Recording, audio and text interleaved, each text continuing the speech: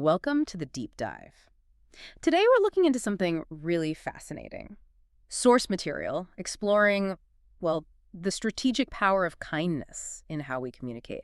The source tradition calls it not tip, which translates beautifully to sweet nectar communication. Hmm. Our goal here is to dig into the argument that this kind of gentle approach, it's not weakness at all. Actually, it might be the ultimate strength for sorting out conflicts, building connections. Yeah, We're really challenging a core assumption, aren't we? That feeling you get when you're upset, that gut reaction. exactly. And it's a paradox you probably run into all the time. You're angry, maybe justifiably so, and your first thought is, I need to vent, Mhm. let them have it. But if you choose to be gentle instead, there's that nagging fear. Am I looking weak here? Am I giving up my point just to be nice? Right, and the sources put it so sharply. They ask this really powerful question. If you win the argument, maybe with logic, maybe just by being louder, Yep. but you lose the person's trust, you damage that connection, have you actually won anything meaningful? It completely reframes what victory even is in communication. So this deep dive is all about why that sincerity, that sweet nectar, is actually the highest form of resolve. Because the aim isn't just short-term dominance, it's lasting agreement. It's understanding why, harshness might win a battle, but that gentleness often wins the war. Okay, let's unpack that, the psychology of it, because we've all seen it, right? Someone's technically correct, totally right on the facts, but they use it like a weapon, and it just blows up in their face. Why does simply winning by reason create so much pushback? Well, the material dives straight into our basic human wiring here. When someone comes at you with just cold, hard logic, especially if it feels aggressive, you don't just hear a challenge to your facts, you feel attacked, personally attacked. It triggers this immediate, almost unconscious defensiveness. Ah, the wall of defense they talk about. Precisely. That psychological wall goes up instantly. You might completely demolish their argument on paper, score a perfect 10 for logic. But the person hiding behind that wall, they're now emotionally barricaded. Their goal isn't finding truth anymore. It's protecting their ego, their identity. And that brilliant logic you used, it's now just more bricks reinforcing their wall. That makes so much sense. So the real goal, according to these sources, isn't just being right, the winning by reason part. It's about connecting with the person, reaching their spirit, their soul. Because if all you did was make them dig their heels in harder, you haven't actually solved the problem. Exactly. And you can't batter down that wall with more facts or louder arguments. The sources really stress this. The wall only starts to come down, to maybe even melt a bit, when the person feels treated with genuine compassion. With humanity, you can't force someone to open up or change their mind. You have to invite them. That invitation, it's sincerity. It's showing respect even when you disagree. Okay, this is a solid framework, but I can hear listeners thinking, sure, that sounds nice for arguing about movie choices, but what about real conflict? Big stuff, corporate battles, major strikes. And this is where it gets really compelling because the sources bring up this incredible example. John D. Rockefeller, during one of the ugliest, most violent labor disputes in American history. Oh yeah, this case study is powerful. It really tests the theory under extreme conditions. We're talking about the Ludlow Massacre aftermath in 1914. Coal miners in Colorado, Rockefeller's company. It was Wow. brutal. And the hatred for Rockefeller himself, it wasn't just workplace anger. It was intense, public, nationwide venom. He was seen as the symbol of heartless capitalism. Absolutely. He was the villain figure. His company had used violence against the strikers. Everyone expected him to just double down, use his money, his power to crush them. But instead, and this is the genius move, the strategic shift, Rockefeller chose something completely different, something based on this idea of sincerity. He didn't send negotiators or Pinkertons. He went himself to Colorado. He actually met with the striking miners, with their families, spent hours just talking, listening, visiting their homes. And then he did something really bold, especially given the climate. He got up in front of these men who had every reason to despise him, and he called them friends, and apparently he meant it.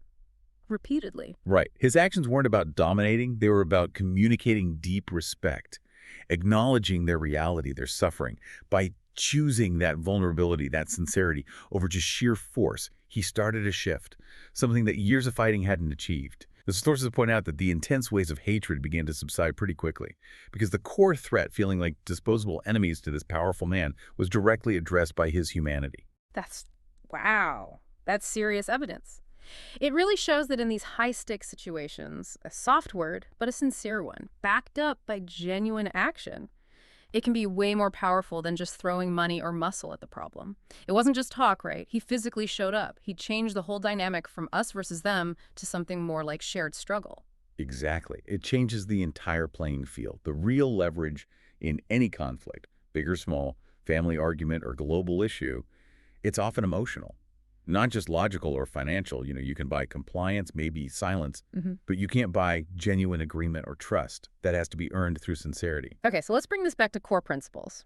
To really hammer home the point, the sources use these great analogies, things that stick in your mind. First up, that classic fable, the sun and the wind. Yes, it's a perfect illustration of Rockefeller's choice, really. Yeah. You have the wind, right, representing force, harsh arguments, maybe threats or demands. It blows like crazy, trying to force the coat off this traveler. And what happens? The traveler just clutches the coat tighter, resists the force, gets defensive, stubborn. But then the sun comes along. Doesn't blast the guy, just shines gently, warms him up. And naturally feeling warm and comfortable, the traveler just takes his coat off. Easily, no fight needed. The lesson is so clear, isn't it? Force, whether it's literal wind or harsh words, just creates resistance, defensiveness. But that gentle approach, the warmth, the compassion, like the sun, it achieves the goal almost effortlessly because it works with our nature, not against it. It makes people feel safe, not attacked. So if the sun and wind is the sort of physics metaphor, the sources then give us this perfect psychological summary, a core truth. One drop of sweet nectar can collect more hearts than a barrel of bitter water. That phrase really lands, doesn't it? It just perfectly sums up why being harsh or aggressive is, fundamentally, a poor strategy long-term. Bitter water, anger, sarcasm, blame, demand, it just pushes people away. It poisons the whole interaction. But sweet nectar, sincerity, empathy, maybe some appreciation, patience, it naturally draws people in. It's effective. It's strategic because it taps into that deep human need we all have to feel seen, understood, and valued. Okay, let's bring this right down to everyday life. For you, listening now, navigating work stress, family disagreements, trying to build better relationships. What does this all mean practically? This isn't just some historical anecdote or fable. The source is presented as a blueprint, a way to actually build a better career, find more happiness, strengthen those connections. Right, and the application, well, that's the challenging part, isn't it? It takes real conscious effort. If you want to build something lasting, a strong team, trust with a difficult client, harmony in your family, the sources consistently point to these key ingredients. Sincerity, definitely. Compassion, empathy, trying to see their side, and patience. Lots of patience sometimes. Okay, but let me push back a bit, play devil's advocate for the listener. It can feel like you're just suppressing yourself. Say a colleague sends a really nasty email, or your boss is unfair. That anger you feel, it's valid. So if I respond gently, am I just bottling it up? Am I letting them walk all over me? How do the sources deal with that need to express real, justified frustration? That's the absolute crux of it. And the sources are very clear. Choosing this gentle, honest approach is not weakness. And importantly, it's not about suppressing emotion either, not really. It's about actively choosing to process that emotion first and then communicate from a place of considered resolve rather than just raw reaction. The sources use this wonderful phrase, they call this choice, the resolve of a noble soul. Resolve of a noble soul. That sounds like it takes incredible inner strength. It absolutely does. Think about it. It requires real self-control to override that primal fight-or-flight urge to just lash back out. It takes genuine intention, the intention to actually transform the situation, to turn resistance into understanding, maybe closeness, to turn conflict into some kind of agreement. Honestly, it's much easier to just yell or fire off that angry email. The harder path, the stronger path, is to pause, breathe, and craft that gentle, sincere response, one that maybe acknowledges their feeling even if you disagree with their point, while still clearly stating your own needs or facts. That difficulty, that's proof of its strength. Think about that nasty email example. The bitter water response is hitting reply all with more bitterness, right? Yeah. Guarantees escalation. Nothing gets solved. The sweet nectar response, maybe it's waiting an hour, finding even a tiny grain of truth or understandable feeling in their message, acknowledging that first, gently. I can see you're really frustrated about X, and then presenting your perspective calmly. It takes work, but it's the only way to actually dismantle that defensive wall and find a constructive way forward. So it sounds like what the sources are saying is the truly strong person isn't the one who can shout the loudest or argue the sharpest. It's the one who can maintain their composure, their gentleness, even when provoked. Precisely. That control, that resolve, is the ultimate strategic advantage. A moment of patience, a sincere opening. It can completely shift the energy, move you from facing off against each other to looking at the problem together. Wow. Okay, so we started this deep dive, asking if holding back anger, choosing kindness, was maybe a sign of weakness. And we've ended up seeing that this controlled, compassionate way of communicating, it's actually our most powerful tool for real influence, for building connections that actually last. The final takeaway from the material Hmm. is really empowering, I think. The path to getting through to people, to their hearts and their minds, it's always wider, it's always more effective when you Hmm. approach it with sincerity. Force just narrows the path, right? It invites conflict, builds those walls higher. But kindness, sincerity, it opens things up. It invites agreement.